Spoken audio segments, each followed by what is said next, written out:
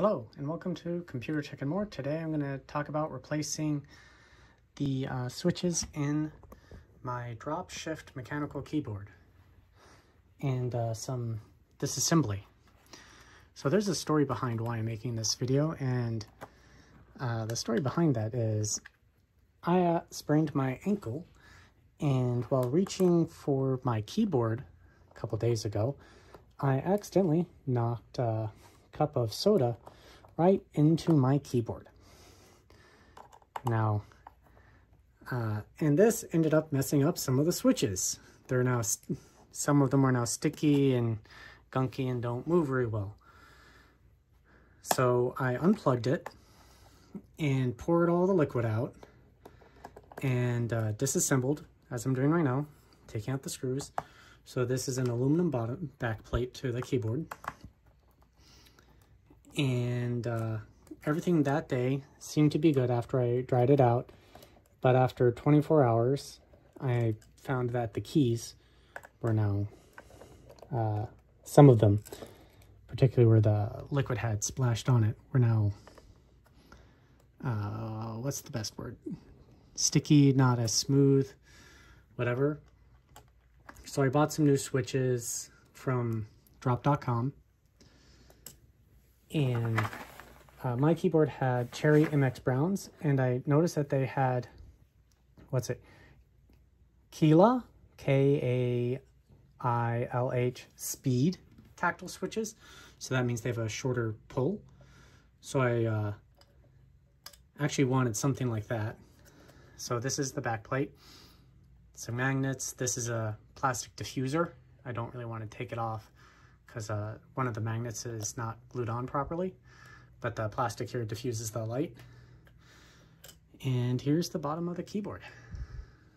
So you got your PCB with the LED and the different switches that go on there and everything like that. So this is where my willingness to take it apart kind of stops. Because trying to get everything lined up, like the USB plugs. But this is what the inside looks like. And then to replace the stabilizers, you need to go back through there. Oops. There. That's what I was talking about. So I need to kind of put that back on, put that back on.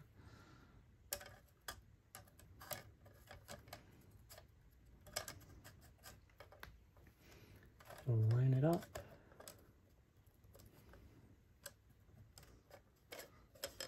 So I'm going to do that off camera.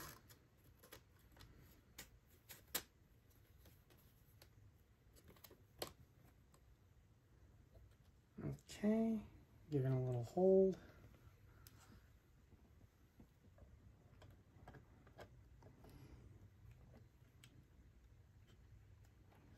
I think I had that backwards.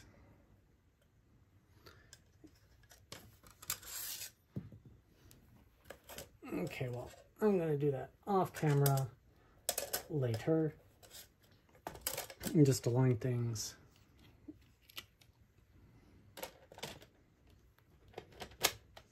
But everything would click back into place. The magnets are a little off, so I'm not going to screw it in back on camera.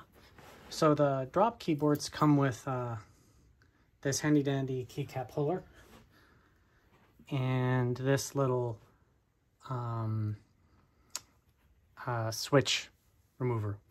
So this is one of the switches. So that's how that's supposed to sound.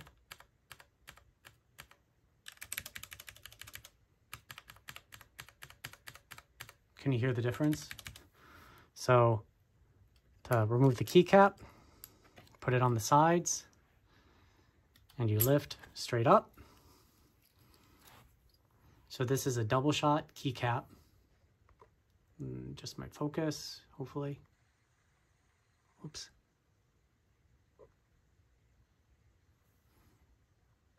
Come on, focus on. So it's got a little plastic diffuser on the inside for the top so that the light can shine through. And then you use this. You reach it into the bottom and you lift it straight up. And there's that cap. So then we pull out one of the new caps, and in the keyboard right there, there's a little LED light. So replacing the cap does not affect what color light is going to come through. So there are two little black holes in there, and then there are two little pins. I'm trying to get my focus in. Two little pins right there, and you get it lined up.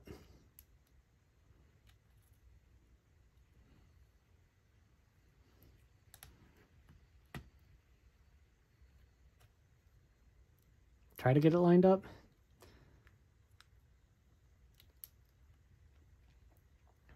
And you push it down.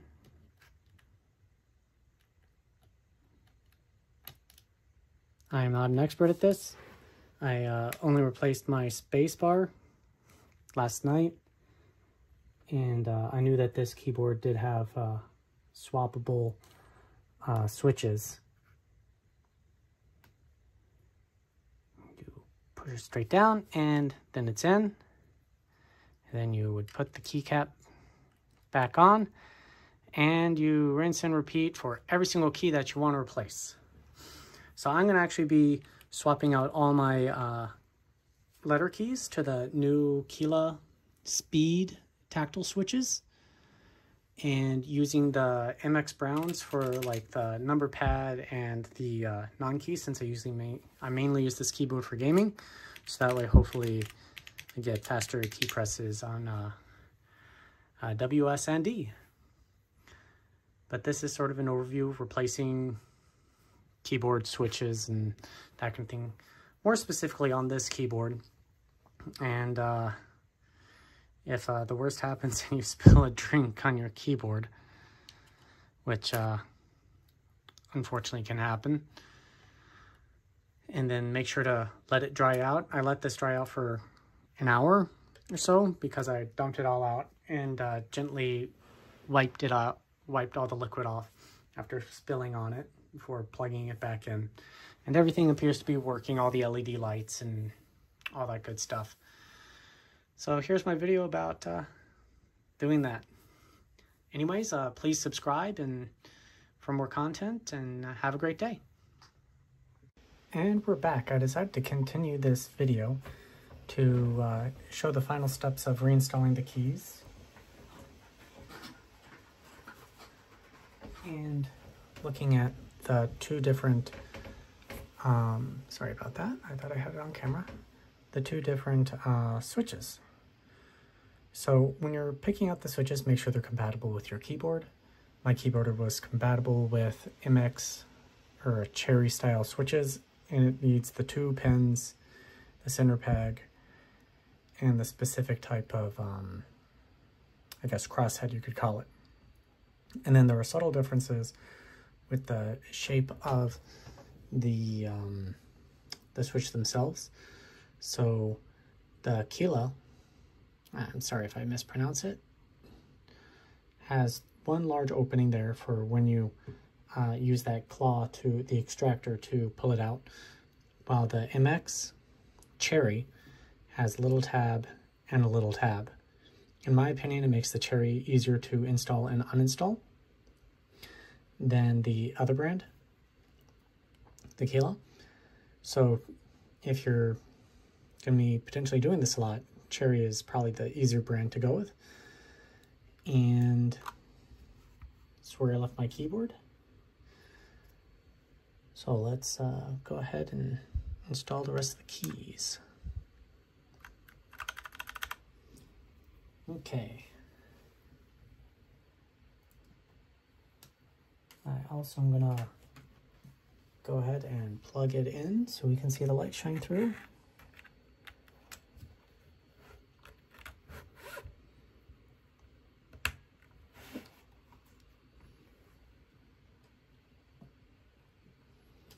If that'll plug in. There we go. So you can sort of see what it looks like. So I left this one out on purpose. This is a cherry, and these are the new ones, the Kila brand. Okay.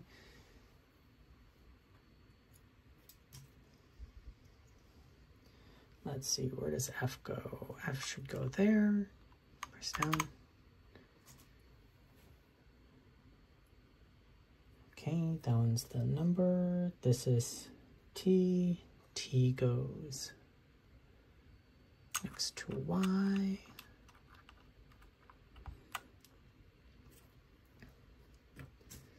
And we got R.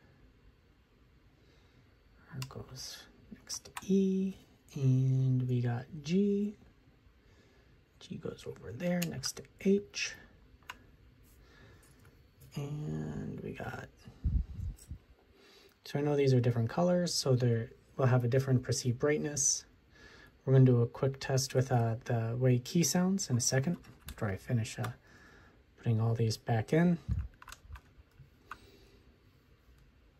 And make sure I don't accidentally mess anything up. Okay.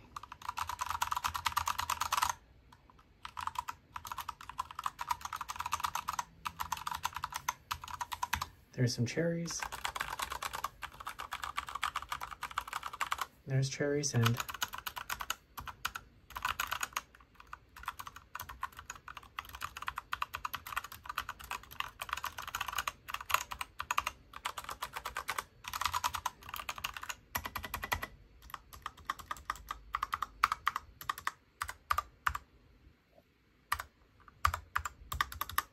so I do think that because of my accidental spill, the stabilizers are a little bit sticky on this side.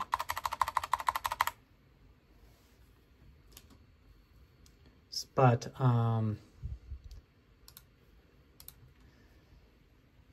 the overall, not terrible. So it's very similar feeling, but it's not exactly the same as it used to be, but it's good enough, we'll say. And there we go. We're installing the switches and the sound that they make on the keyboard after everything is up and running again. So what do I think of the typing experience? Well,